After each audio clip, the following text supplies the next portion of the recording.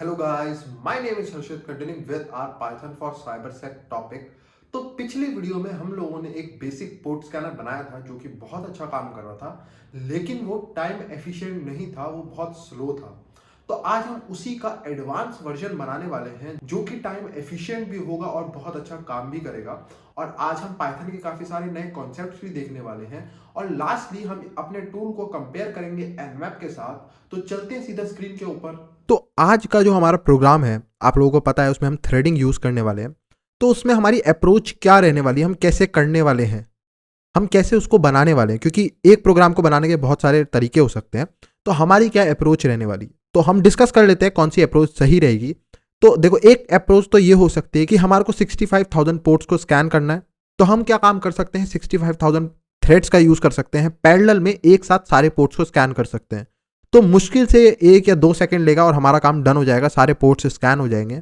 हम एक तरीका ये कर सकते हैं, लेकिन इसके अंदर एक इशू है। अगर आप लोग अभी तक ये सोच रहे थे कि थ्रेड्स को हम अनलिमिटेड यूज कर सकते हैं, तो ऐसा बिल्कुल नहीं है। हर सीपीयू की अपनी एक पावर होती है। तो एक नॉर्मल कंप्यूटर की अगर मैं बात करूं, हम जो पीसी या लैपटॉप यूज करते हैं नॉर्मली, वो 500 to 1000 मैक्स जो है थ्रेड्स को यूज कर सकते हैं एक बारी में। तो हम यहाँ पे लिमिटेड हो जाते हैं। ऐसा नहीं है कि हम 65,000 थ्रेड्स का यूज करके एक बारी में सारा काम कर देंगे। हमारे पास लिमिटेशन होती है, हम 500 to 1000 थ्रेड्स का ही यूज ले सकते हैं, इससे ज्यादा का नहीं ले सकते। तो ये वाली जो अप्रोच है, इसका तो हम यूज ले ही नहीं सकते, तो ये अप्रोच तो हो गई बाहर।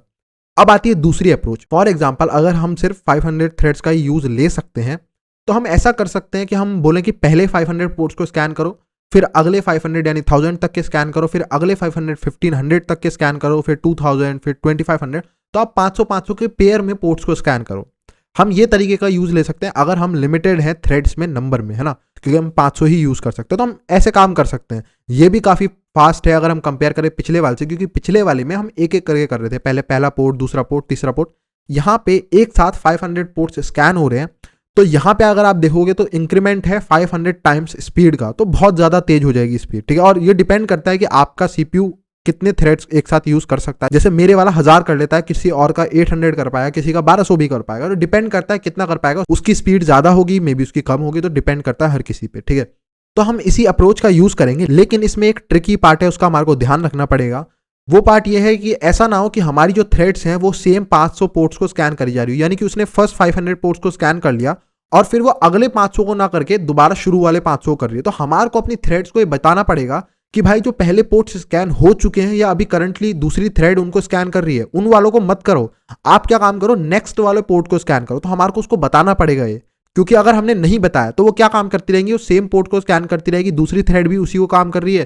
तो दो थ्रेड एक ही पोर्ट को स्कैन कर रही है, तो हमारा टाइम वेस्ट हो रहा है। तो हमारे को अपनी थ्रेड्स को बताना पड़ेगा कि जो पोर्ट हो चुके हैं या करंटली हो रहे हैं, उनको छोड़ के कोई नए पोर्ट को स्कैन करो, ठीक है। ये हमारा मेन पार्ट रहेगा इस प्रोग्राम में। तो चलते सीधा बनाने पे, प्रोग्रामिंग पे आते हैं।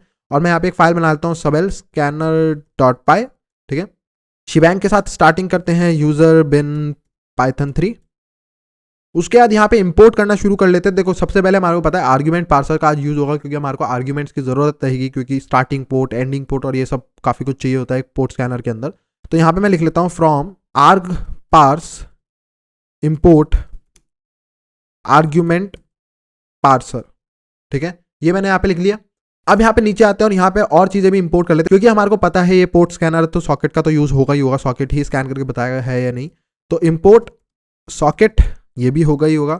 उसके अलावा हमारे को पता है थ्रेडिंग भी यूज होगी, तो फ्रॉम थ्रेडिंग इंपोर्ट थ्रेड, ठीक है, और कैपिटल टी का यूज करना। उसके अलावा एक पोर्ट स्कैनर के अंदर हमेशा आपने देखा होगा टाइम बताते हैं वो लोग, क्योंकि वो बहुत इंपॉर्टेंट होता है। एक पता रहता है कि भाई ये पोर्ट स्कैनर कैसे पता लगेगा अच्छा है बुरा है, उसकी टाइम की एबिलिटी से पता चलेगा कि वो कितने टाइम के अंदर स्कैन करके दे रहा है, वो फास्ट है या नहीं, उसी पे डिपेंडेंट करता है, क्योंकि हमारे को फास्ट रिजल्ट चाहिए आजकल। तो यहाँ पे हम टाइम भी बताएंगे अपने वाले में कि भाई जब हमने स्टार्ट करा था स्कैन करना और जब एंड हुआ तो कितनी देर ली पोर्ट स्कैन करने में हमारे टूल ने। तो हम यहाँ पे लिख लेते हैं from time import time. Time function बस इतना काम करता है, करंट टाइम देता है। तो हम क्या काम करेंगे, जब हमारा पोर्ट स्कैनर स्टार्ट हो रहा होगा तो हम टाइम देख लेंगे, और जब हमारी पोर्ट स्कैनिंग एंड हो गई होगी तब हम टाइम देख लेंगे, और दोनों को माइनस करके हमारे को पता चल जाएगा कितने सेकंड्स लिए हमारे टूल ने, ठीक है। अब हम स्टार्ट करते हैं मेन बनाना अपने टूल को। तो यहाँ पे मैं लिखूंगा if underscore name underscore equals to underscore main, यानी कि अगर किसी ने हमारे जो टूल को इंपोर्ट करा होगा अपने अंदर, ठीक है, अगर नॉर्मली रन करा तो कोई दिक्कत नहीं, अगर किसी ने इंपोर्ट करा होगा तो जो ये नेम वेरिएबल होगा उसकी वैल्यू बदल जाएगी, तो ये जो नीचे का कोई भी कोड होगा वो रन नहीं होगा उस टाइम पे। अब यहाँ पे आते हैं और सबसे पहले हमारा जो काम होगा वो होगा आर्ग्यूमेंट्स को रेडी करना। तो यहाँ पे हम सबसे पहले एक फंक्शन बना लेते हैं ऊपर जाके, ठीक है, डेफ प्रिपेयर आर्ग्स नाम से, ये हमारे को आर्ग्यूमेंट्स प्रिपेयर करके देगा, हमारे आर्ग्यूमेंट्स बनाएगा। और यहाँ पे हम नीचे आते हैं और यहाँ पे आज हम यूज करने वाले हैं डॉक स्ट्रिंग का। अब जिन लोगों को नहीं पता पाइथन में डॉक स्ट्रिंग क्या होती है, तो डॉक स्ट्रिंग बस एक जनरल बताने के लिए होती है, एक डेवलपर को दूसरे डेवलपर या कोई भी जो कोड को रीड कर रहा होता है उसे इन्फॉर्मेशन देता है कि ये फंक्शन करने क्या वाला है, ठीक है। तो हम उसको कमेंट की फॉर्म में बताते हैं, तो उन कमेंट्स को हम डॉक स्ट्रिंग कहते हैं कि भाई ये फंक्शन करता क्या है, क्या आर्ग्यूमेंट्स लेता है और क्या वैल्यू ये रिटर्न करता है, ये हम इसे बताते हैं। तो यहाँ पे डॉक स्ट्रिंग ऐसे बनती है, आप बस एक नॉर्मल मल्टी लाइन कमेंट हम करते हैं ना स्ट्रिंग्स की मदद से, ऐसे ऐसे करते हैं। और यहाँ पे सबसे पहले हम लिख देते हैं फंक्शन करता क्या है, तो यहाँ पे हम लिख देते हैं प्रिपेयर, ये प्रिपेयर करता है आर्ग्यूमेंट्स, बस इतना काम है इस फंक्शन का। दूसरा हम नीचे आते हैं और यहाँ पे हम लिख लेते हैं कि भाई ये रिटर्न क्या करता है, रिटर्न करता है ये वैल्यू, आर्क्स नाम की वैल्यू को रिटर्न करेगा, एक आर्क्स नाम के वेरिएबल को, ठीक है, मैं अभी बनाएंगे हम इसका कोड। और वो क्या होगा, वो सारे आर्ग्यूमेंट्स अपने अंदर कंटेन करके रखा हुआ होगा, ठीक है, ये इसके अंदर सारे आर्ग्यूमेंट्स होंगे, इसी के अंदर होंगे सारे, है ना, एक टाइप से लिस्ट समझ सकते हो, लेकिन ये लिस्ट नहीं होती एक्चुअली, ये आर्ग पार्स का अपना ही एक तरह से आप समझ सकते हो डेटा टाइप होता है, जैसे कहता है आर्ग पार्स डॉट नेम स्पेस, ठीक है। इस पर इतना ध्यान नहीं देना, बस मैं आपको डॉक स्ट्रिंग दिखा रहा हूँ क्योंकि हम एक नॉर्मल एक प्रोजेक्ट बना रहा हूँ मैं आपसे, तो आपको पता होना चाहिए, क्योंकि अगर आप कोई प्रोजेक्ट देखोगे रियल वर्ल्ड में तो वहाँ पे डॉक स्ट्रिंग का बहुत ज़्यादा यूज होता है और मेरे बहुत ज़्यादा काम आता है एक्चुअली, क्योंकि जब भी मैं कोई नया मॉड्यूल जो होता है सिस्टम पे इंस्टॉल करता हूँ या यूज़ करता हूँ, तो मैं उसके डॉक स्ट्रिंग, मैं उसके सोर्स कोड में जाता हूँ और मैं उसके जो डॉक स्ट्रिंग्स होते हैं उन्हें पढ़ के समझता हूँ कि भाई ये फंक्शन करता क्या है, तभी मैं समझ पाता हूँ, क्योंकि जो उनके ऑनलाइन डॉक्यूमेंटेशन होते हैं वो बहुत बेकार होते हैं। तो उससे बढ़िया होता है कि मैं कोड रीड कर पाऊँ, तो वो ज़्यादा अच्छा लगता है मुझे, क्योंकि मैं समझ पाता हूँ कि भाई वो कोड कर क्या रहा है, मुझे कहाँ पे उसका यूज़ लेना है। तो उनके लिए बेस्ट होता है कि आप डॉक स्ट्रिंग पढ़ लो, तो बता देता है कि भाई ये वाला फंक्शन ये काम करता है, तो क्लियर हो जाता है डाउट, कोई डाउट नहीं रहता मन में कि क्या रिटर्न करेगा, क्या आर्ग्यूमेंट्स लेगा, सब क्लियर हो जाता है। तो आपको ज़्यादा ध्यान नहीं देना पड़ता कोड वगैरह पे या फिर ऑनलाइन डॉक्यूमेंटेशन पे, यहीं से क्लियर हो जाता है। तो डॉक स्ट्रिंग बहुत इंपॉर्टेंट होती है, इसका हर फंक्शन में बनाया करो, बताया करो कि भाई वो फंक्शन क्या उसकी डेफिनेशन है, वो करता क्या है, क्या वो आर्ग्यूमेंट्स लेता है, मैंने यहाँ पे आर्ग्यूमेंट का सेक्शन नहीं बनाया क्योंकि कोई आर्ग्यूमेंट नहीं ले रहे हम, और क्या वो वैल्यू रिटर्न करता है, ठीक है। अब यहाँ पे हम नीचे आते हैं और यहाँ पे इसका कोड अब यहाँ से आप लिखना शुरू कर सकते हो। तो सबसे पहले हमारे को एक पार्सर बनाना पड़ेगा, parser equals to argument parser, ठीक है, आर्ग्यूमेंट पार्सर बनाएंगे यहाँ सबसे पहले हम। अब इसके अंदर यहाँ पे हम देंगे डिस्क्रिप्शन, ठीक है, डिस्क्रिप्शन पैरामीटर पास कर देते हैं यहाँ पे। डिस्क्रिप्शन में हम देते हैं Python based fast port scanner, ठीक है, ये हम यहाँ पे लिख देते हैं। उसके बाद यहाँ पे हम यूसेज देते हैं कि भाई इसको कैसे यूज करना है, यूसेज, और यूसेज में हम सबसे पहले हम देंगे प्रोग्राम का नेम, उसके बाद जो ऑप्शंस होंगे हमारे टूल के तो वो हम दे देते हैं यहाँ पे। तो सबसे पहले आपको देना है प्रोग्राम का नेम। प्रोग्राम का नेम देने के लिए आप ऐसे यूज कर सकते हैं, यहाँ पे लिख सकते हो prog और s। जब आप ऐसे लिखते हो तो ऑटोमेटिकली जो आर्ग पास होता है वो समझ जाता है कि यहाँ पे आपको प्रोग्राम का नेम लिखना है, ठीक है।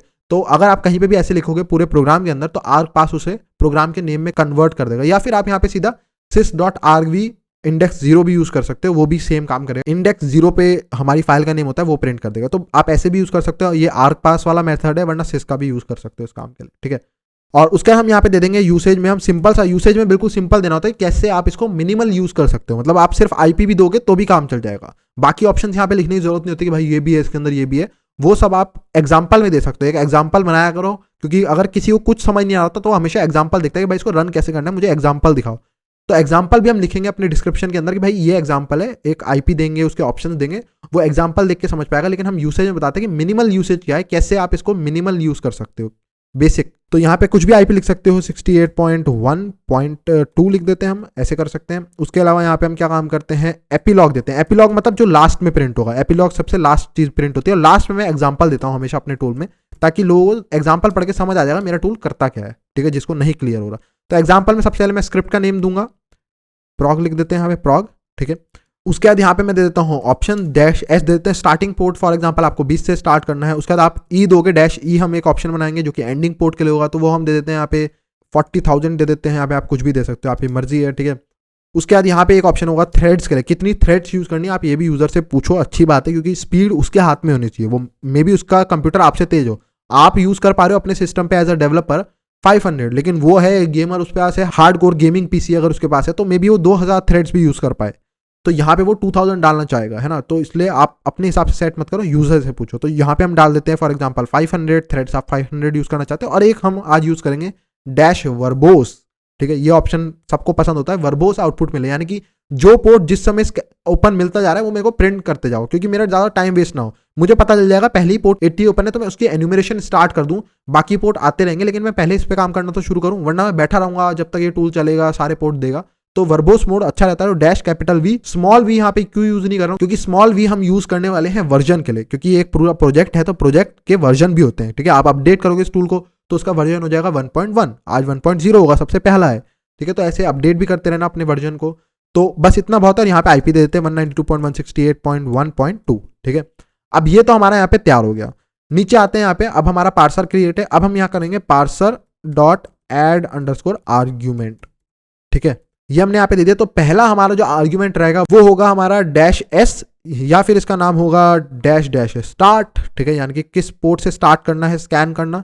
ठीक है, इसकी डेस्टिनेशन दे देते हैं, किस नाम के वेरिएबल में स्टोर करना है इसको, तो स्टार नाम के वेरिएबल में स्टोर कर लो इसको। उसके अलावा इसका टाइप क्या होगा ये भी हम दे देते हैं, टाइप इक्वल्स टू इंट, इसका इंटीजर टाइप बनाओ। ठीक है, क्योंकि इंटीजर टाइप का ही होता है पोर्ट, हमारे को पता है। उसके अलावा यहाँ पे इसकी हेल्प दे देते हैं, हेल्प इक्वल्स टू, और यहाँ पे हम देते हैं स्टार्टिंग पोर्ट, ये इसकी हेल्प है, छोटी सी हेल्प देंगे कि ये स्टार्टिंग पोर्ट है। ठीक है, और इसकी हम डिफॉल्ट वैल्यू, हर कोई नहीं देना चाहता ना स्टार्टिंग पोर्ट, आप हर प्रोग्राम में थोड़ा बताते हो, एनमैप को थोड़ा बताते हो कहाँ से स्कैन करना है। अगर उसने कुछ वैल्यू नहीं दी तो आप डिफॉल्ट में 1 रख लो कि पहले पोर्ट से ही स्कैन करना है, ये नॉर्मली हर किसी के अंदर होता है।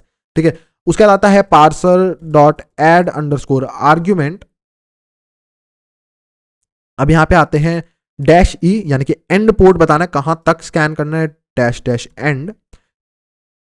इसकी भी सेम डेस्टिनेशन बनेगी, डेस्टिनेशन इक्वल्स टू एंड नाम से। ठीक है, ये एंड नाम के वेरिएबल के अंदर स्टोर कर दो। इसका भी टाइप इंट होगा, सेम रहेगा बिल्कुल ये भी चीज। ठीक है, उसके अलावा यहाँ पे हेल्प में हम दे देते हैं इक्वल्स टू एंडिंग पोर्ट, ये हम दे देते हैं यहाँ पे। उसके अलावा यहाँ पे हम दे देते हैं डिफॉल्ट, डिफॉल्ट इक्वल्स टू, यहाँ पे हम डिफॉल्ट में इसकी वैल्यू दे देते 65,535, यानी कि सारे पोर्ट्स स्कैन करने। डिफॉल्ट वैल्यू ये रहेगी इसकी। आप डिफॉल्ट वैल्यू एनमैप की तरह भी कर सकते हो, एनमैप डिफॉल्ट 1000 पोर्ट्स को स्कैन करता है, लेकिन टॉप, ऐसा नहीं कि वो 1 से 1000, लेकिन जो मेन जो सबसे ज्यादा फाउंड होते हैं 1000 वो उनको स्कैन करता है। लेकिन आप अपने टूल में 1000 भी कर सकते हो इसकी वैल्यू की। बाय डिफॉल्ट 1000 स्कैन करो। अगर आपको सारे करने तो आपको डैश ई ऑप्शन का यूज करना पड़ेगा, आप ऐसे बना सकते हो ऑप्शन, लेकिन हम यहाँ पे देंगे 65,535, ताकि ऑटोमेटिकली वो सारे पोर्ट्स को स्कैन करे। ठीक है, ये भी हो गया। एक सेम ऐसे ही बनेगा थ्रेड्स के लिए, कितनी थ्रेड्स यूज करनी है वो भी इंटीजर ही होगा, थ्रेड्स भी इंटीजर होती है, बताना पड़ेगा नंबर। मेंट dash T comma dash dash threads comma dest equals to, इसका नाम हम थ्रेड्स ही रखेंगे वेरिएबल का, थ्रेड्स कॉमा इसका भी टाइप इंट, सेम ही है अभी तक आप देख रहे हो ऑप्शंस। ठीक है, सारे, और ज़्यादा हार्ड नहीं था ये चीज़ कोई भी। Help equals to threads to use. ठीक है, और कुछ भी दे सकते हो यार, ये सब आपके हाथ में है। डिफॉल्ट इक्वल्स टू, और 500 हम यूज़ करेंगे डिफ़ॉल्ट में, क्योंकि 500 चल जाएगी लगभग हर किसी के अंदर। तो 500 थ्रेड्स हम डिफ़ॉल्ट रखेंगे। आप इसको कम ज़्यादा खुद से भी कर सकते हो, 1 थ्रेड भी यूज़ कर सकते हो, आप 1000 भी कर सकते हो, 2000 भी, सब आपके हाथ में। ठीक है, नेक्स्ट है हमारा parser dot add underscore argument. आपको दिख रहा होगा मैंने आईपी अभी तक नहीं डाला, जो कि सबसे मेन है, तो मैं बताऊंगा अभी क्यों नहीं डाला है। उसके बाद हम यूज़ करेंगे डैश कैपिटल वी का, कैपिटल वी वर्बोस के लिए, या फिर आप इसके लिए डैश डैश वर्बोस यूज़ कर सकते हो। ठीक है, वर्बोस। उसके अलावा यहाँ पे डेस्टिनेशन इसकी रहेगी वर्बोस। ठीक है, और यहाँ पे हम ऐड करेंगे आज एक्शन। एक्शन क्या काम करता है, एक्शन बताता है कि भाई किस टाइप की वैल्यू इसके अंदर स्टोर करनी है। ठीक है, आप यहाँ पे बता सकते हो, जैसे मतलब टाइप यहाँ पे भी दिया गया है इंट, लेकिन एक्शन एक स्पेशल चीज़ होती है। एक्शन के अंदर बहुत सारे टाइप के एक्शन होते हैं, जैसे कि फॉर एग्जाम्पल एक एक्शन जो हम यूज़ करने वाले हैं वो है स्टोर ट्रू। ये क्या काम करेगा, अगर किसी ने वर्बोस को यूज़ करा होगा, यानी कि अगर किसी ने डैश वी कैपिटल वी डाला होगा, तो उसके अंदर ऑटोमेटिकली ट्रू डाल देगा, लिखने की जरूरत नहीं। क्योंकि आप देखते हो ऐसा थोड़ा ना होता है कि वर्बोस की कोई वैल्यू लिखते हो आप लोग, आप खाली डैश वी यूज़ करते हो तो प्रोग्राम ऑटोमेटिकली समझ जाते हैं कि वर्बोस ऑन कर दिया इसने। तो ये एक्शन क्या काम करता है, अगर डैश वी यूज़ करा गया होगा आर्ग्यूमेंट के अंदर, तो ऑटोमेटिकली इसके अंदर वैल्यू ट्रू को डाल देगा, डेस्टिनेशन के अंदर ट्रू चला जाएगा, वरना इसके अंदर फॉल्स चला जाएगा। ठीक है, इसका यहाँ पे यूज ऐसे होता है। तो आप यहाँ पे, और एक्शन में और भी बहुत सारी चीज़ होती है, जैसे एक्शन में क्या होता है, अपेंड भी एक एक्शन होता है। अपेंड क्या काम करता है कि जो भी आप इसे वैल्यू दोगे उसे लिस्ट के अंदर अपेंड करता जाएगा, जोड़ता जाएगा। ठीक है, तो ये आर्ग्यूमेंट लेगा और उसको एक लिस्ट के अंदर जोड़ता जाएगा। तो अलग अलग यहाँ पे एक्शंस होते हैं, आप जाके डॉक्यूमेंटेशन में देख सकते हो। ज़्यादातर जो हमारा यूज़ आता है एक्शन में वो यही आता है कि अगर कोई ऐसा आपको यूज़ करना है जिसमें आपको खाली ये दिखाना है कि ये लगा हुआ है या नहीं है, मतलब इसका यूज़ हुआ है या नहीं हुआ, तो आप यहाँ पे स्टोर टू का यूज़ कर सकते हो, ये काम की रहती है हेल्प। और यहाँ पे हम लिख सकते हैं वर्बोस आउटपुट, ठीक है। यहाँ पे डिफॉल्ट वैल्यू वगैरह देने की जरूरत नहीं होती, वो ऑटोमेटिकली उसकी डिफॉल्ट वैल्यू फॉल्स पे सेट रखता है, अगर यूज़ हुआ होगा तो ट्रू कर देगा। नेक्स्ट आर्ग्यूमेंट पे आते हैं, parser dot add underscore argument, और यहाँ पे हम बनाएंगे डैश वी यानी कि वर्जन के लिए, ठीक है। हमारे प्रोग्राम का वर्जन क्या है, तो यहाँ डैश डैश वर्जन। उसके बाद यहाँ पे भी हम एक्शन का यूज करेंगे, एक्शन होता है एक अपने आप में वर्जन, तो एक्शन इक्वल्स टू वर्जन क्या काम करता है, ये इसको ट्रीट करेगा वर्जन की तरह, ये समझ जाएगा कि किसी ने अगर डैश वी दिया है तो आपको वर्जन प्रिंट करना है, तो इसीलिए यहाँ पे ये एक वर्जन नाम का वेरिएबल भी मांगता है, ठीक है। और आप यहाँ पे जो भी वैल्यू दोगे ये उसको प्रिंट कर देगा, डैश वी जैसी कोई यूज करेगा तो ये वर्जन प्रिंट कर देगा। तो ये एक्शन यहाँ पे वर्जन इसलिए यूज करते हैं ताकि आपको खुद से थोड़ा बहुत कोड ना लिखना पड़े कि किसी ने अगर डैश वी यूज करा तो प्रिंट करो वर्जन, ये ऑटोमेटिकली यहाँ से वर्जन पड़ेगा और प्रिंट कर देगा, तो आपका काम आसान हो जाता है। तो यहाँ पे मैं वर्जन में कैसे प्रिंट करना चाहूँगा, मैं प्रोग्राम का नेम दूंगा और लिख दूंगा 1.0, ठीक है। तो prog s और 1.0, अभी 1.0 वर्जन चल रहा है, और इसकी हेल्प भी दे देते हैं यहाँ पे, हेल्प इक्वल्स टू, और हेल्प में हम लिख देते हैं डिस्प्ले वर्जन, ठीक है। बस इतना काम करता है ये। अब ये वाले तो हमारे पूरे हो गए, लेकिन अभी मेन आर्ग्यूमेंट रह रहा है हमारा जो कि है आईपी। अब आईपी क्या है, देखो एक चीज समझनी पड़ेगी आपको, दो तरह के आर्ग्यूमेंट होते हैं, एक होता है पोजिशनल आर्ग्यूमेंट, एक होता है ऑप्शनल आर्ग्यूमेंट। ऑप्शनल आर्ग्यूमेंट आप नाम से समझ रहे हो कि वो ऑप्शनल होते हैं, यानी कि उनको यूज करना कंपलसरी नहीं है, आप यूज कर भी सकते हो नहीं भी कर सकते। लेकिन पोजिशनल आर्ग्यूमेंट क्या होते हैं, पोजिशनल आर्ग्यूमेंट कंपलसरी होते हैं। जैसे कि एनमैप के लिए क्या हो गया, एनमैप के लिए आईपी कंपलसरी, आईपी नहीं दोगे तो वो काम कैसे करेगा, है ना, वो कंपलसरी हो गया। या फिर एक कोई सब डोमेन फाइंडर है तो उसके लिए डोमेन जो आप दोगे google.com जिसके ढूंढने हैं वो उसके लिए कंपलसरी है, उसके बिना उसको पता ही नहीं ढूंढना क्या है ना, कहाँ पे ढूंढना है। तो कुछ आर्ग्यूमेंट को हम कहते हैं पोजिशनल आर्ग्यूमेंट, यानी कि वो कंपलसरी है देने। तो पोजिशनल आर्ग्यूमेंट हम सबसे स्टार्टिंग में बनाएंगे यहाँ पे, ठीक है, ताकि वो हेल्प में सबसे ऊपर दिखे, आईपी सबसे मेन है।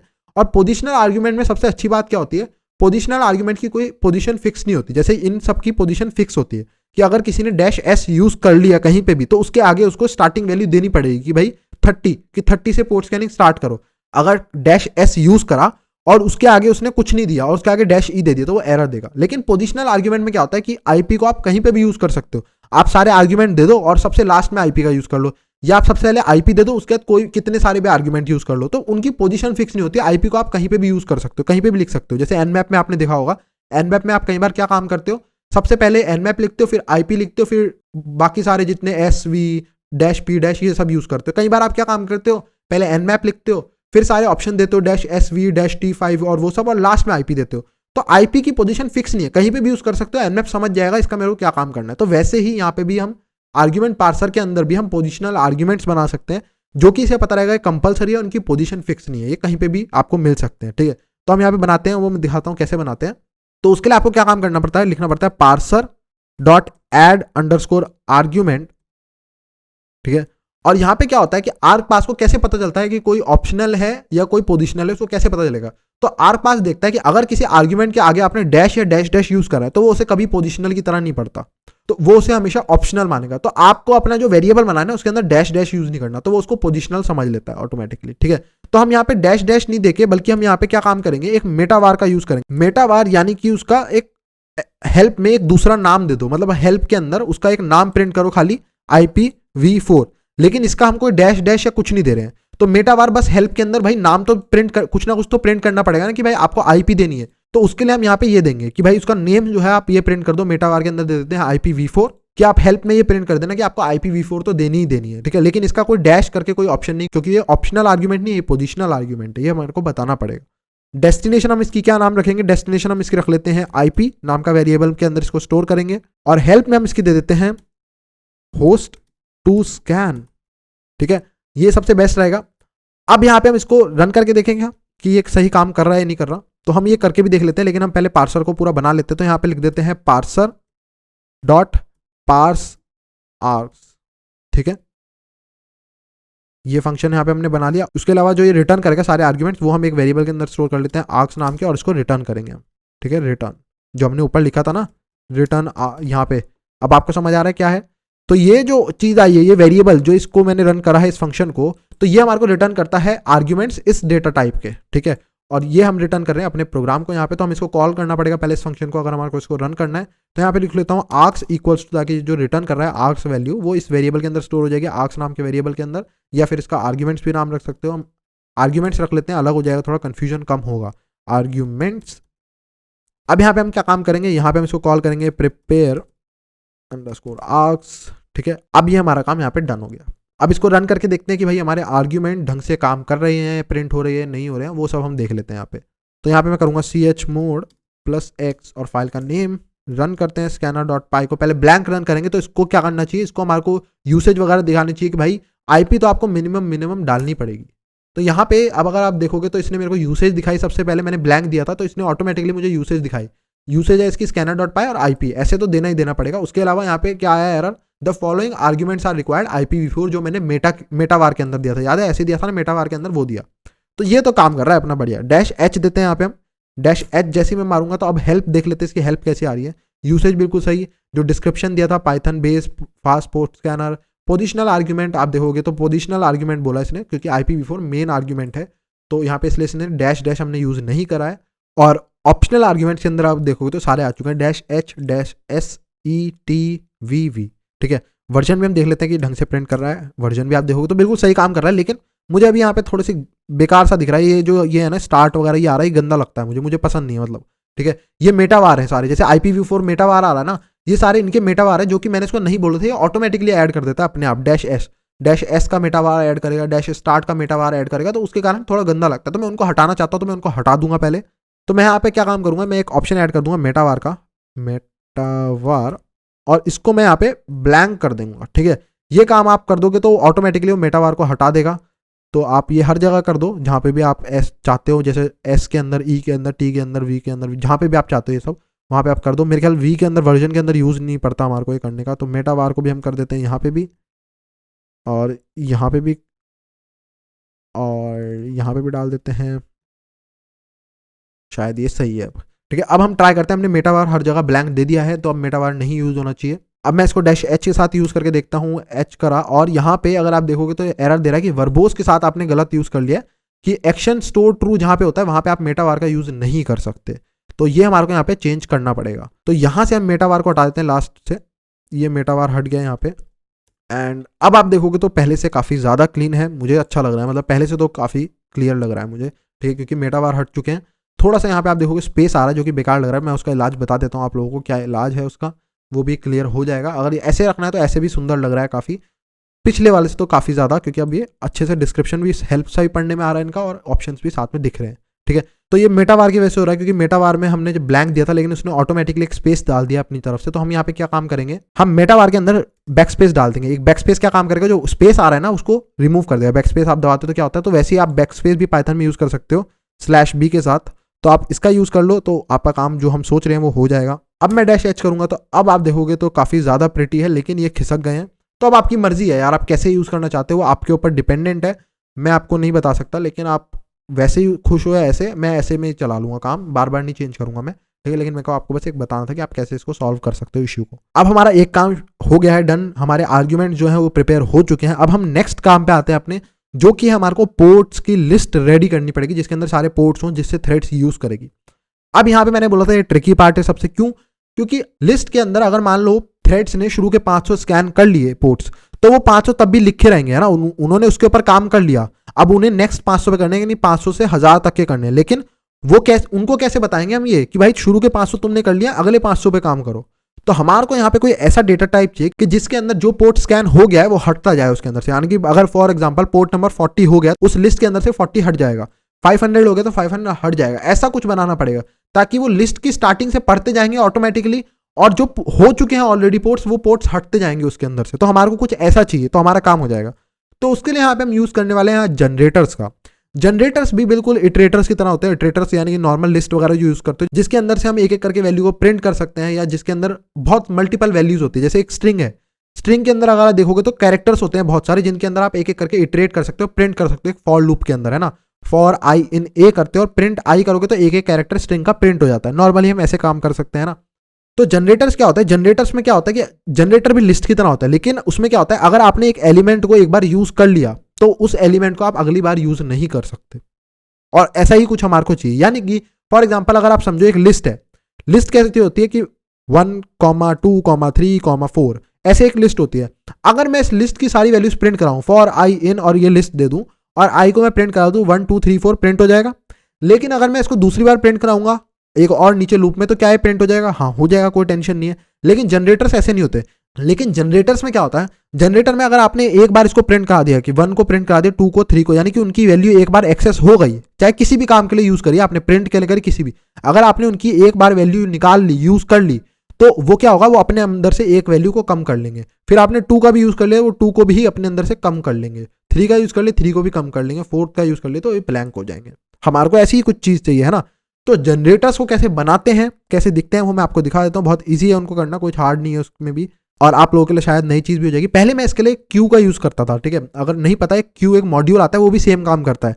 क्यू में हम वैल्यू डाल सकते हैं और जैसे जैसे हम उसके अंदर से वैल्यू निकालते जाएंगे उसके अंदर से वैल्यू कम हो जाएगी। तो उसके लिए लेकिन आपको इंपोर्ट करना पड़ता था एक मॉड्यूल क्यू, उसकी जगह हम जनरेटर्स का यूज कर सकते हैं, तो वो बेस्ट रहता है, ठीक है। तो हम यहाँ पे एक फंक्शन बनाएंगे प्रिपेयर पोर्ट्स, ठीक है। ये क्या काम करेगा, प्रिपेयर करेगा हमारे को पोर्ट्स, और पोर्ट्स की जो लिस्ट होगी या जो जनरेटर होगा वो हमारे को लाके देगा जिसका हम यूज कर सकते हैं, और एक एक करके पोर्ट्स इसके अंदर से निकाल के स्कैन कर सकते हैं, ठीक है। अब हम ये फंक्शन बनाते हैं यहाँ पे चल के, डेफ प्रिपेयर अंडरस्कोर पोर्ट्स, ठीक है। और ये यहाँ पे 2 आर्ग्यूमेंट्स लेगा, ठीक है।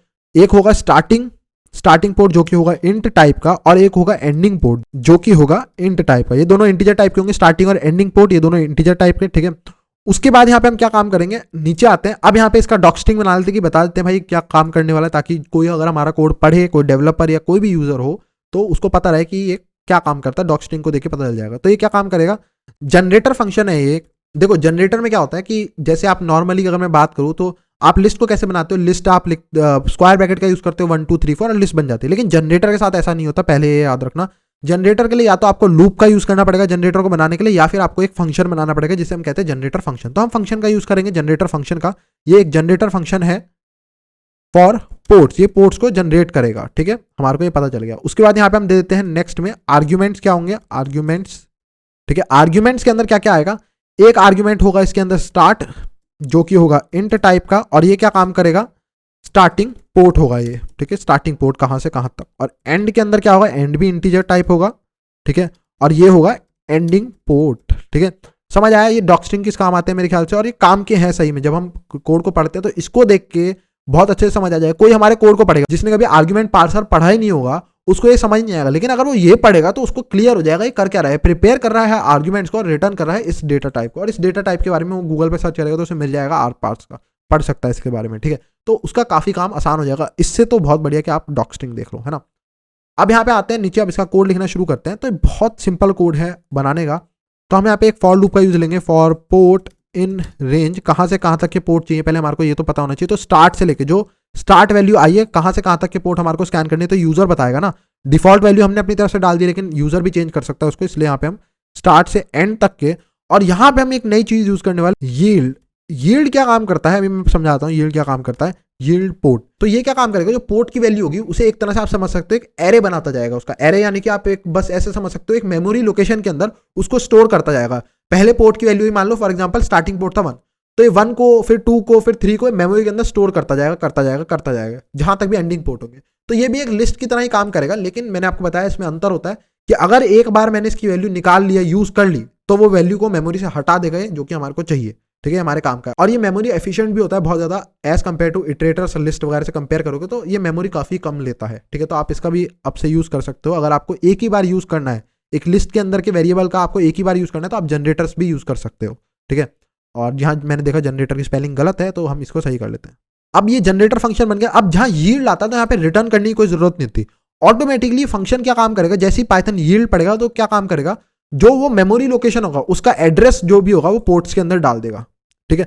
तो अब पोर्ट्स के अंदर उसका एड्रेस आ गया कि भाई जो भी तुमने बोले थे सारे पोर्ट्स वो सारे इस लोकेशन पे स्टोर है। अब तुम एक एक करके इसके अंदर से पोर्ट्स निकाल सकते हो और उनका यूज ले सकते हो। तो अब हमारे को सारे पोर्ट्स इसके अंदर मिल जाएंगे। यहाँ पे रिटर्न करने की कोई जरूरत नहीं होती। यील्ड का ऑटोमेटिकली मतलब होता है उनको स्टोर करते जाओ एक लोकेशन के अंदर, और एंड में आप क्या काम करो, जहां पे भी ये कॉल हो रहा है फंक्शन उसमें रिटर्न कर दो ऑटोमेटिकली उस जगह की लोकेशन जहां पे भी सारा कुछ आपने स्टोर करा है, ठीक है। अब हमारे को पोर्ट्स भी मिल गए, हमारा इतना काम तो डन हो गया, ठीक है। पोर्ट्स भी तैयार है हमारे को। अब हमारा बस मेन काम रह गया स्कैनिंग करना थ्रेडिंग की मदद से। तो अब मैं यहाँ पे क्या काम करूंगा, एक नया फंक्शन बनाऊंगा, प्रिपेयर अंडरस्कोर थ्रेड्स। थ्रेड्स को प्रिपेयर करो और उनसे काम करवाओ, ठीक है। तो हम यहाँ पे थ्रेड्स को प्रिपेयर करना शुरू करते हैं अपनी। तो यहाँ पे आते हैं और एक नया फंक्शन बनाते हैं, डेफ प्रिपेयर अंडरस्कोर थ्रेड्स, ठीक है। और ये क्या काम करेगा, ये थ्रेड्स को बनाएगा, आपको पता ही चल गया होगा अभी तक। और यहाँ पे ये भी एक आर्ग्यूमेंट लेगा थ्रेड्स, कितनी थ्रेड्स रन करनी है भाई, ये तो हमारे को यूजर बताने वाला है ना, हम अपनी मर्जी से नहीं सोच सकते। तो ये भी यहाँ पे हम आर्ग्यूमेंट में लेंगे कि भाई क्या हमारे को चाहिए। और मैं भूल गया कि प्रिपेयर पोर्ट्स को भी हमारे को आर्ग्यूमेंट्स पास करने पड़ेंगे, स्टार्ट और एंड, तो वो हम पास कर देते हैं यहाँ पे।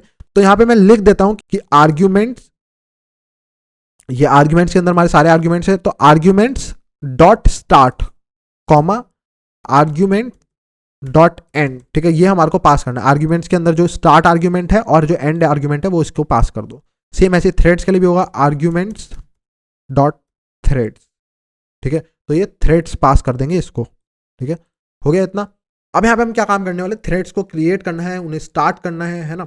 अब सबसे पहले हम यहाँ पे क्या काम करेंगे, हम यहाँ पे एक थ्रेड लिस्ट नाम का एक वेरिएबल बना लेंगे जिसके अंदर हम अपनी सारी थ्रेड्स को स्टोर करेंगे और स्टार्ट करेंगे, ठीक है। ये मैं बताऊंगा क्यों कर रहे हैं हम, इसका एक रीजन है अभी, ठीक है, वो भी आपको क्लियर हो जाएगा।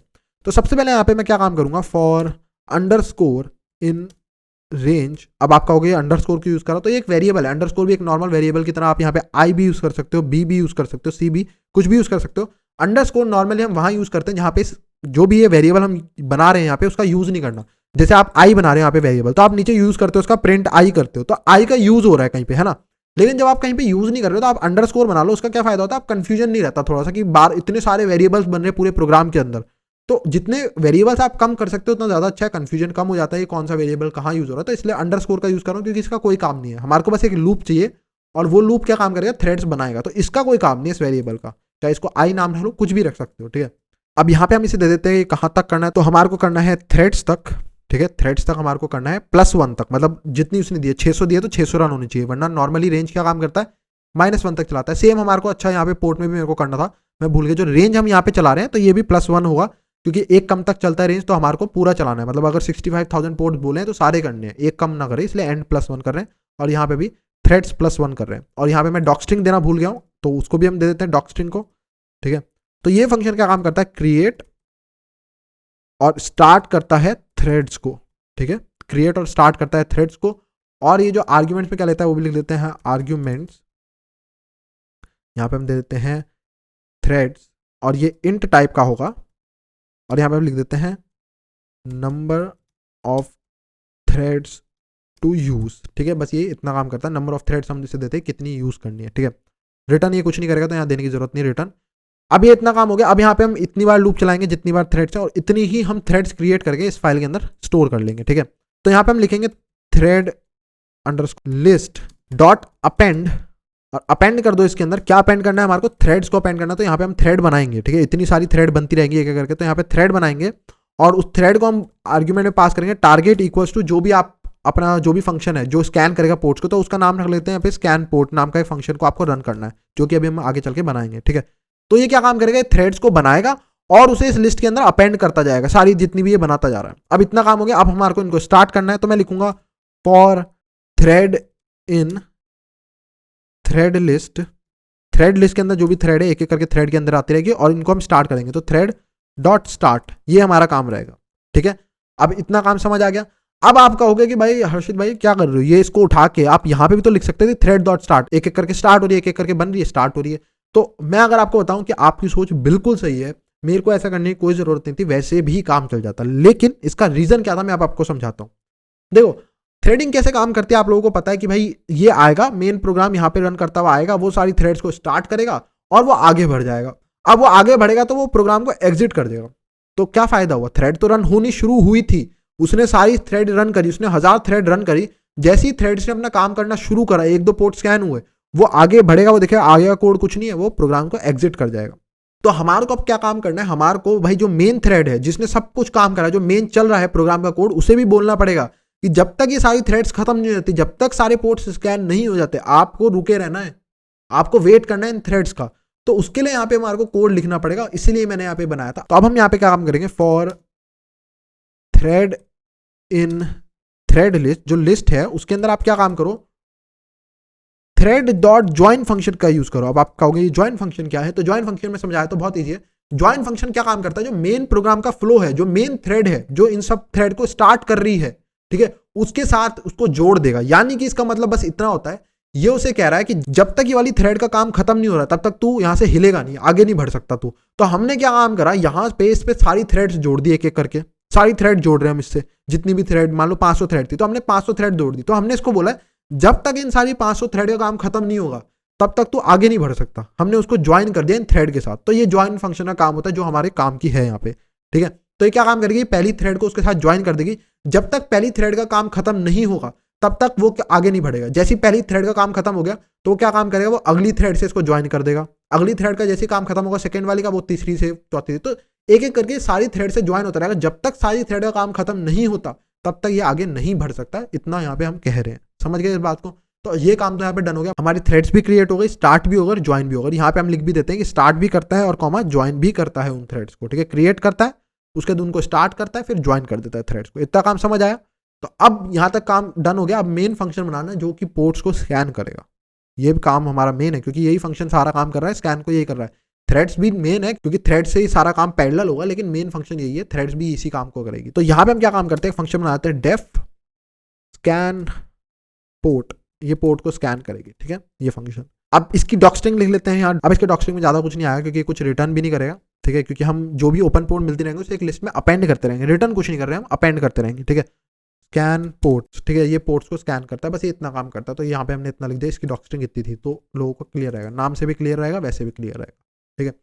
अब यहाँ पे हम लिखेंगे while true loop, while true ये काम करते रहो, क्योंकि हमारे को क्या काम करना है, हमारे को पोर्ट्स को स्कैन करते रहना है। मान लो एक थ्रेड आई, उसने एक पोर्ट स्कैन कर लिया, ऐसा ना वो एग्जिट कर जाए, वो उसे करते रहना है, करते रहना है। कब तक करना है, जब तक सारे जो पोर्ट्स हैं वो खत्म नहीं हो जाते उस जनरेटर ऑब्जेक्ट के अंदर, ठीक है। जैसे ही जनरेटर ब्लैंक होगा आप एग्जिट कर जाओ, कोई टेंशन नहीं है, ठीक है। तो वाइल ट्रू करते रहो। तो ट्राई करो आप काम करने का, क्या ट्राई करना है, एक सॉकेट बनाओ सबसे पहले, सॉकेट डॉट सॉकेट, ठीक है। उसके बाद यहाँ पे सॉकेट का टाइम आउट सेट करेंगे, S dot set time out 1, 1 second max try करना है, उससे ज्यादा नहीं करना। अब हमारे को चाहिए यहाँ पे, क्योंकि हमारे को उससे कनेक्ट होना है, बस रह गया है एस डॉट कनेक्ट, लेकिन हमारे को पहले चाहिए आईपी और पोर्ट। तो आईपी तो हमारे को आसान है निकालना क्योंकि वो आर्ग्यूमेंट्स के अंदर है। तो आर्ग्यूमेंट्स डॉट आईपी करेंगे तो हमारे को आराम से मिल जाएगा, क्योंकि आर्ग्यूमेंट्स जो है वो एक ग्लोबल वेरिएबल है, तो हम इसका यहाँ पे यूज ले सकते हैं। वैसे मेरे को इन पैरामीटर्स को भी यूज नहीं करना चाहिए था, मैं डायरेक्टली यहाँ पे क्या काम कर सकता था, मैं यहाँ पे थ्रेड्स की जगह पे आर्ग्यूमेंट्स डॉट थ्रेड्स का यूज कर सकता था डायरेक्टली, तो ये वाला कोड बच जाता, लेकिन चलो कोई नहीं, यूज कर लिया तो कर लिया, ठीक है। अब यहाँ पे सेट टाइम आउट कर लिया, तो अब हम यहाँ पे क्या काम करेंगे, देखो आईपी तो आराम से मैं निकाल लूंगा, पोर्ट चाहिए। अब पोर्ट मेरे को निकालना पड़ेगा उस जनरेटर के अंदर से। तो जनरेटर के अंदर से अगर एक एक करके वैल्यू निकालनी होती है तो आप क्या काम कर सकते हो, उसके लिए एक फंक्शन होता है स्पेशल। तो यहाँ पे लिखते हैं port equals to next, function का हम यूज करते हैं नेक्स्ट, और जो जनरेटर है वो दे देते हैं। तो जनरेटर भी हमारा ग्लोबल वेरिएबल है, यहाँ नीचे देखो किसी फंक्शन के अंदर नहीं है वो। तो यहाँ पे हमारा पोर्ट्स नाम से था, तो पोर्ट्स के अंदर से मैं एक एक करके वैल्यू निकाल सकता हूँ नेक्स्ट करके। तो नेक्स्ट मुझे क्या काम करके देगा, तो जो भी नेक्स्ट वैल्यू होगी वो मुझे निकाल के दे देगा और वहां से भी हटा देगा, ठीक है। मुझे तो देगा ही देगा, तो वो जो पोर्ट होगा वो मुझे मिल जाएगा। मान लो फॉर एग्जांपल सबसे पहले मैं यहाँ पे आया, तो इसने मुझे क्या काम करा, उस जनरेटर के अंदर से फर्स्ट वैल्यू थी 1, तो इसने 1 निकाल के मुझे दे दिया और वहां से 1 हटा दिया। तो वहां पे जो जनरेटर रह गया वो रह गया 2 से लेके 65,000 तक। तो अगला कोई आएगा तो उसको 2 दे देगा और वहां से 2 हटा देगा, फिर अगला कोई आएगा 3, तो ऑटोमेटिकली वहां पे इंक्रीजिंग करके एक एक देता रहेगा। तो हमारा काम ऐसे जो है बच जाएगा बहुत सारा, तो इसलिए मैंने यहाँ पे जनरेटर का यूज करा, ठीक है। अब यहाँ पे एस डॉट कनेक्ट करते हैं, कनेक्ट का रह गया हमारा काम मेन, बस अब कनेक्ट करते हैं और यहाँ पे टपल लेता है, आपको पता है। तो यहाँ पे आईपी तो आपको पता है, आर्ग्यूमेंट्स डॉट आईपी का हम यूज कर सकते हैं क्योंकि ये हमारे को यूजर देगा, और दूसरा यहाँ पे पोर्ट हमारे को ऊपर मिल ही चुका है, ठीक है। पोर्ट भी हो गया यहाँ पे और आईपी भी, अब ये कनेक्ट करेगा, ठीक है। अगर इतना काम हमारा सक्सेसफुल रहता है, भाई ये सब सही है, तो इसको एक लिस्ट के अंदर हम अपेंड कर देंगे इस पोर्ट को। इसका मतलब वो कनेक्ट सक्सेसफुली हो गया, इसका मतलब ये पोर्ट ओपन है।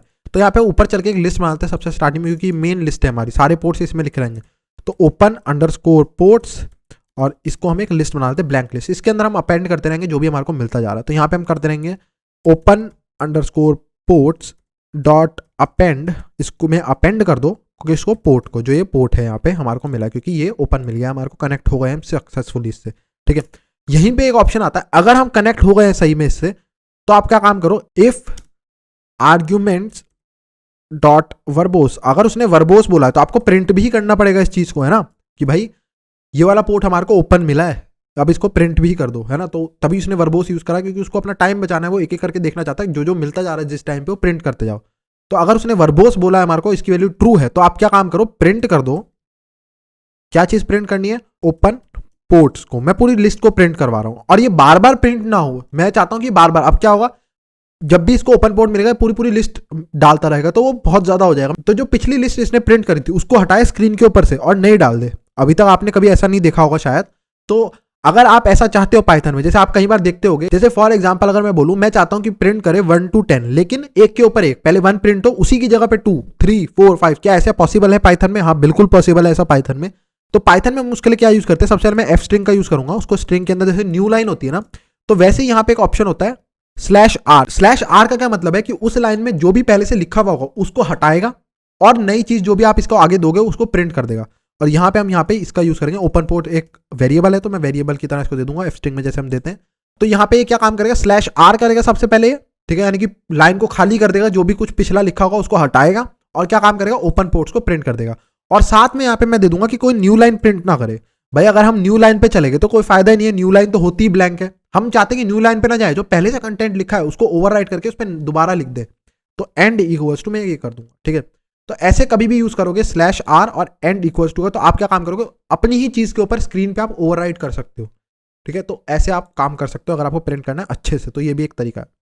अब हम आते हैं नीचे और एक्सेप्ट कंडीशन देते हैं कि एक्सेप्ट, अगर एरर आएगा तो आपको क्या करना है, एक्सेप्ट, या तो आपको आ रहा है एरर कनेक्शन, हमने पिछली बार देखा था कनेक्शन रिफ्यूज्ड एरर, ठीक है। अगर ये वाला एरर आ रहा है कनेक्शन रिफ्यूज्ड एरर, या फिर एरर आ रहा है socket dot time out error, तो भी आपको पता है कि टाइम आउट आया, इसका मतलब वो कनेक्ट नहीं हो पाया, तो भी आप क्या काम करो, कंटिन्यू कर जाओ, वापस नए पे चले जाओ, दोबारा यहाँ स्टार्टिंग पे आ जाओ और यहाँ से कनेक्ट करो अगले पोर्ट को, ठीक है। नेक्स्ट पोर्ट उससे मांगो और उससे कनेक्ट करने की कोशिश करो। उसके अलावा यहाँ पे एक और एरर आएगा हमारे पे एक्सेप्ट, उसके लिए हम अलग से कंडीशन बनाएंगे। एक्सेप्ट अगर एरर आता है स्टॉप इटरेशन, अब आप कहोगे ये क्या है, ये तो पहली बार देख रहा हूं मैं इटरेशन, ठीक है। स्टॉप इटरेशन क्या काम करेगा, ये एरर कब आएगा, जब अगर आप जो खाली है जनरेटर उससे नेक्स्ट मांगने की कोशिश करोगे तो ये वाला एरर आएगा कि भाई इटरेशन स्टॉप हो गया, कुछ नहीं है अंदर, इसका मतलब हमने सारे पोर्ट स्कैन कर लिए। तो अगर आपने सारे पोर्ट स्कैन कर लिए तो आप भाई ब्रेक कर जाओ, आपका काम डन हो गया, ठीक है। तो ये एरर इसलिए स्पेशल है यहाँ पे देना, अगर ये नहीं दोगे तो वो लास्ट में जब सारे पोर्ट स्कैन हो गए तो वो एरर देगा, क्योंकि भाई ये खाली हो चुकी है पोर्ट, अब क्या होगा, तो वो एरर देगा कि नेक्स्ट मांगोगे जैसे उससे। तो यहाँ पे ये एरर आएगा तो इसका मतलब ब्रेक कर दो, आपका सारा काम डन हो गया, आपने सारे पोर्ट्स स्कैन कर लिए हैं। समझ गए इस बात को? अब बस हमारा काम क्या रह गया, सारे पोर्ट्स स्कैन हो जाएंगे तो अब हमारा काम रह गया है प्रिंट करने का। तो यहाँ पे नीचे आते हैं, प्रिपेयर भी कर ली थ्रेड्स, अब लास्ट हमारा काम होगा इनको प्रिंट करना। तो print open ports found, open ports जो हमारे को फाउंड हुए, और यहाँ पे आप वेरिएबल दे दो, ये एफ स्ट्रिंग है, एफ लगा देते हैं पहले, F string open ports found क्या हुआ है हमारे को, ओपन पोर्ट जो भी ये वेरिएबल था, ठीक है, जिसके अंदर लिस्ट के अंदर हम स्टोर कर रहे थे। अभी भी यहाँ एक चीज मिसिंग है, अब बताओ क्या चीज मिसिंग है, सोच सकते हो। यहाँ पे हमने अभी तक टाइम नहीं दिया है, हमने टाइम का यूज करना था, तो यहाँ पे हम देते हैं स्टार्ट टाइम, यहाँ पे देंगे start underscore time equals to, इस समय पे जो टाइम है एग्जैक्ट उसको नोट कर लो इस वेरिएबल के अंदर स्टार्ट टाइम। अब जब सारी थ्रेड्स का काम खत्म हो जाएगा तब ये यहाँ पे आएगा नीचे लास्ट में, तो अब यहाँ पे एंड टाइम नोट कर लेते हैं, एंड टाइम कितने टाइम में हमने पोर्ट्स को स्कैन करा वो देखते हैं, equals to time, time function का यूज करेंगे। और लास्टली हम यहाँ पे प्रिंट कर देंगे नीचे आके, प्रिंट एफ टाइम टेकन, कितना टाइम लिए ये भी लिख देते हैं, और यहाँ पे हम लिख लेते हैं and time minus start time, ठीक है, क्योंकि एंड टाइम बड़ा होगा इसलिए मैं ये ऐसा कर रहा हूँ, ठीक है।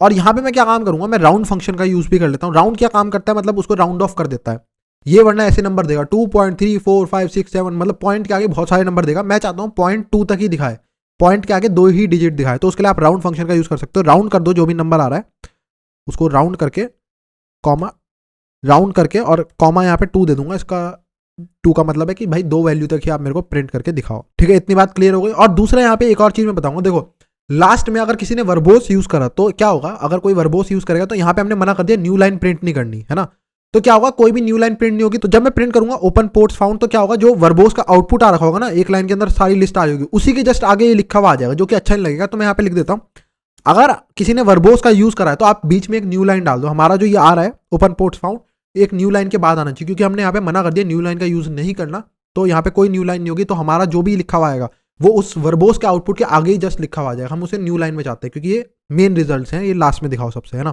तो यहाँ पे दे देंगे इफ आर्ग्यूमेंट्स डॉट वर्बोस अगर ऐसा है तो आप खाली एक प्रिंट स्टेटमेंट रन कर दो, प्रिंट ऑटोमेटिकली एक न्यू लाइन प्रिंट कर देता है। ठीक है, तो मेरे ख्याल से ये डन हो चुका है, बाकी तो अब ट्राई करना पड़ेगा, देखेंगे क्या एरर मैंने टाइपिंग मिस्टेक करी है उसको ठीक करके करते हैं। सो लेट्स ट्राई एंड देखते हैं कि यहाँ पे क्या होने वाला है। तो सबसे पहले मैं scanner.py को नॉर्मल रन करूंगा तो आपको पता है कि एरर देगा, ये हमने चेक कर ही लिया था आर्ग्यूमेंट पार्सर क्या काम कर रहा है। तो अब मैं यहाँ पे क्या काम करूंगा, IP ही दूंगा सीधा 127.0.0.1 एंड देखते हैं कि सही काम करेगा कि नहीं करेगा।